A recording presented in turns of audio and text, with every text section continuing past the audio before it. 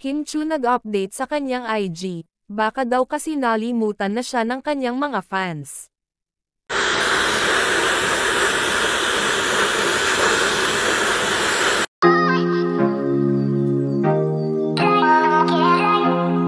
Ngayong araw September 26, nag-update si Kim Chu ng maikling video, kung saan, ay makikita ito na inaayos ang kanyang buhok, mukhang nag-ready na ito para sa kanyang taping.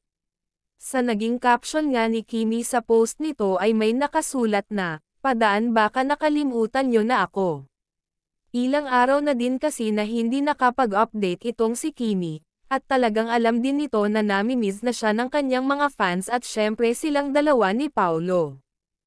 Nag-update din si Kimi ng kanyang mga ginagawa noong nakaraang ganap nito na hindi natin nakikita. Pinapakita nga niya ang kanyang naging OOTD kung saan, ay si Paulo mismo ang kumuha ng naturang video.